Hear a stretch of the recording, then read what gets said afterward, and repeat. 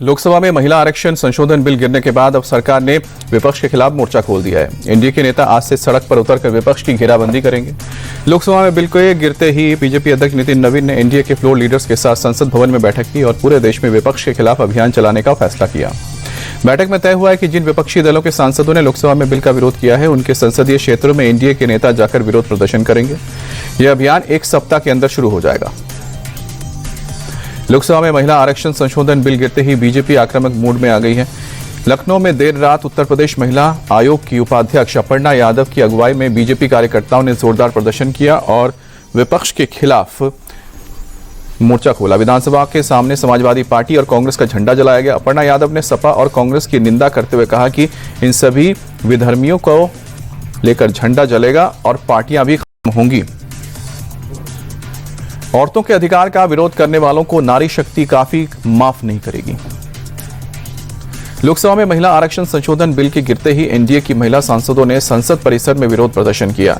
NDA की महिला सांसदों ने हाथों में बैनर पोस्टर लेकर कांग्रेस के खिलाफ जोरदार नारेबाजी की। महिला सांसदों ने कहा कि महिलाओं का यह अपमान नहीं सहेगा हिंदुस्तान। कांग्रेस को इसका खामियाजा भुगतना पड़ेगा। देश की महिलाओं का श्राप उन्हें खत्म कर देगा। चिराग की पार्टी की सांसद श्यामभावी चौधरी ने कहा कि आज देश के लोकतंत्र के लिए काला दिन है। कांग्रेस और दूसरे विपक्षी दलों की तुष्टीकरण की राजनीति महिलाओं के हक पर भारी पड़ी।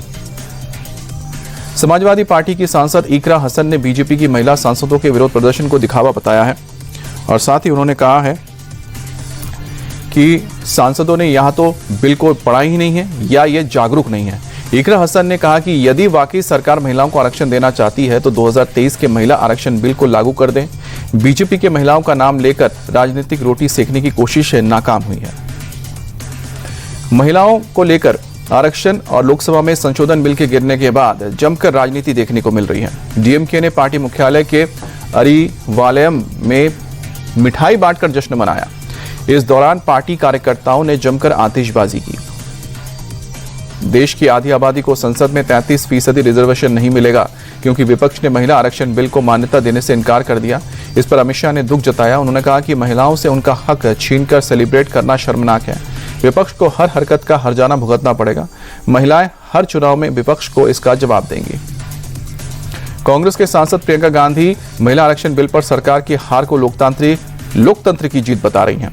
प्रियंका गांधी ने कहा कि महिला आरक्षण बिल को परिसीमन से जोड़े जाने को कांग्रेस कभी मंजूर नहीं करेगी। कांग्रेस को महिला विरोधी बताने पर प्रियंका गांधी भड़क गई और हाथरस, उन्नाव और मणिपुर का हवाला देते हुए बीजेपी को लेकर उन्होंने विरोध जताया। महिला आरक्षण बिल पर वोटिंग के बाद संसद के बाहर आकर राहुल गांधी ने दावा किया कि सरकार की नीयत महिलाओं को आरक्षण देने की नहीं थी। अगर सरकार 2023 के बिल के आधार पर प्रस्ताव लाती तो सारे विपक्षी दल उसे सपोर्ट करते।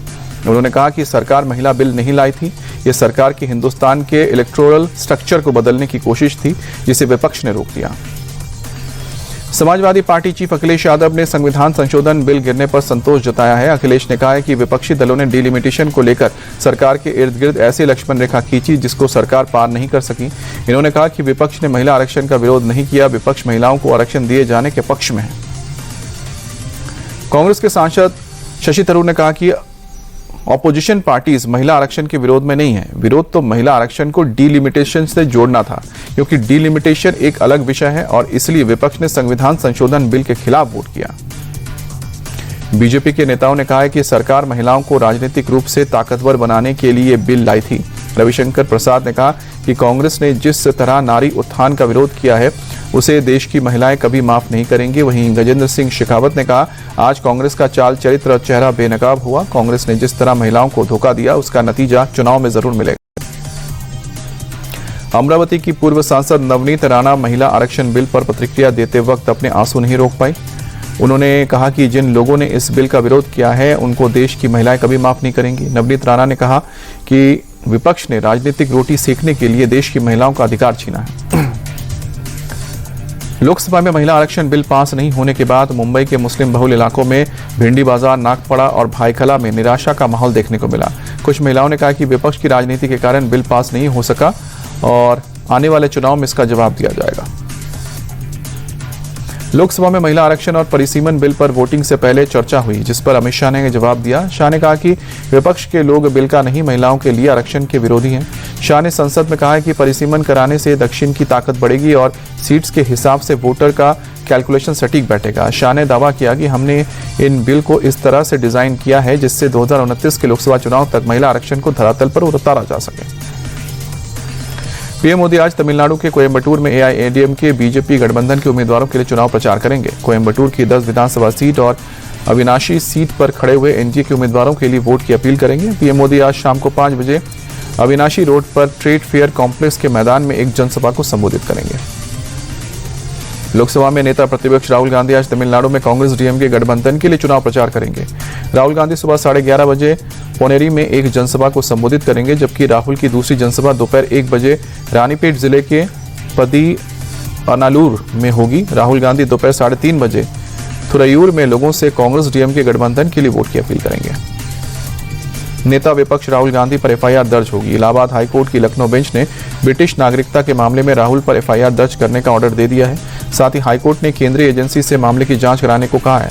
मामला 2024 लोकसभा चुनाव का है। राहुल गांधी के रायबरेली से सांसद बनने के बाद कर्नाटक बीजेपी के नेता विघ्नेश शिशिर ने कोर्ट में पिटीशन डाली थी। अर्जी में राहुल गांधी के पास ब्रिटिश सिटीजनशिप होने का आरोप लगाया था। पश्चिम बंगाल के कूच बिहार में सीएम ममता बनर्जी ने जनसभा को संबोधित किया।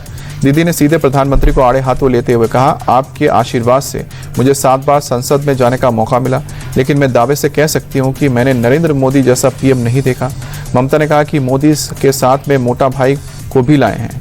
बीजेपी ने बंगाल में ईडी, सीबीआई, इनकम टैक्स को भी काम पर लगा दिया है, लेकिन बंगाल के लोग बीजेपी को सबक सिखाएंगे। दिल्ली के पौष इलाके सीआर पार्क में डबल मर्डर से हड़कंप मच गया। तारा अपार्टमेंट के एक फ्लैट में घुसकर आरोपी ने पिता और बेटे पर चाकू से ताबड़तोड़ हमला कर दिया और दोनों को मौत के घाट उतार दिया। वहीं इस हमले में बीच बचाव करने आए एक शख्स भी घायल हो गया। पुलिस ने आरोपी की पहचान कर ली है, लेकिन फिलहाल वो फरार है। बताया जा रहा है कि डबल मर्डर के पीछे पैसों के लेन देन की आशंका है। मौके पर पुलिस और फॉरेंसिक की टीम मौजूद है और जांच में जुटी है। मणिपुर में 2 बच्चों की मौत के बाद विरोध प्रदर्शन लगातार हिंसक होता जा रहा है। पूर्वी इंफाल जिले में कर्फ्यू के बावजूद हजारों लोग सड़कों पर उतर आए। बीती रात भारी तादाद में महिलाओं ने मशाल जुलूस निकाली। सुरक्षा बलों ने जब रैली को रोकने की कोशिश की तो प्रदर्शनकारियों और पुलिस के बीच झड़प हो गई। तनाव बढ़ने पर पुलिस ने प्रदर्शनकारियों पर काबू पाने के लिए आंसू गैस के गोले दागे। ये प्रदर्शन 7 अप्रैल को बिष्णुपुर जिले में हुए एक बम धमाके में 2 बच्चों की मौत के विरोध में था। तमिलनाडु में कोयम्बटूर जिले के वालपराई में एक वैन हादसे में 10 लोगों की मौत हो गई।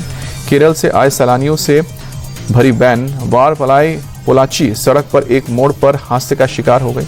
वैन पहले बैरियर से टकराया और फिर खाई में पलट गया। बताया जा रहा है कि हादसे के वक्त वैन में करीब 20 सैलानी मौजूद थे। राजस्थान के उदयपुर में एक पेंट की दुकान में बीती रात भीषण आग लग गई। आग की ऊंची ऊंची लपटें उठने लगी और देखते ही देखते आग ने पूरी दुकान को अपनी चपेट में ले लिया। मौके पर पहुंची फायर ब्रिगेड की टीम ने कड़ी मशक्कत के बाद आग पर काबू पाया, लेकिन तब तक पूरी दुकान खाक हो चुकी थी। आग में किसी के हताहत होने की खबर नहीं है। फिलहाल आग के कारणों का पता नहीं। उज्जैन में कॉलोनी में उत्पात मचाने वाले बदमाशों पर पुलिस का कहर टूटा है। पुलिस ने बदमाशों की हेकड़ी निकालने के लिए पहले घटनास्थल ले जाकर जुलूस निकाला, फिर जमकर लाठी बरसाई। इन बदमाशों ने 2 कार और 2 बाइक में तोड़फोड़ की थी और वारदात के बाद फरार हो गए थे, लेकिन पुलिस ने कुल 5 आरोपियों में से 3 को जल्द ही गिरफ्तार कर लिया। इंदौर के नवलखा इलाके से एक हैरान करने वाला वीडियो सामने आया है, जहां एक बाइक सवार पर अचानक पेड़ गिर गया। गनीमत रही कि हेलमेट के चलते बाइक सवार की जान बच गई और ये पूरी घटना सीसीटीवी में कैद हो गई। तस्वीरों में देख सकते हैं बीच सड़क से गुजरने के दौरान कैसे बाइक सवार पर यह पेड़ गिरता है। लुधियाना में हर्निया के ऑपरेशन के दौरान एक मरीज पूरे होश में ऑपरेशन थिएटर में गाना गुनगुनाता रहा। डॉक्टर ने मरीज को बिना बेहोश किए पूरा ऑपरेशन किया। मरीज को डॉक्टर्स ने जब बेहोश करने के लिए एनेस्थीसिया देने की बात कही तो उसने साफ मना कर दिया और डॉक्टर से अपील की कि उसे बेहोश ना किया जाए। ऑपरेशन के दौरान उसके पसंदीदा पुराने फिल्मी गाने चलाए जाएं। इस मामले का वीडियो वायरल हुआ है।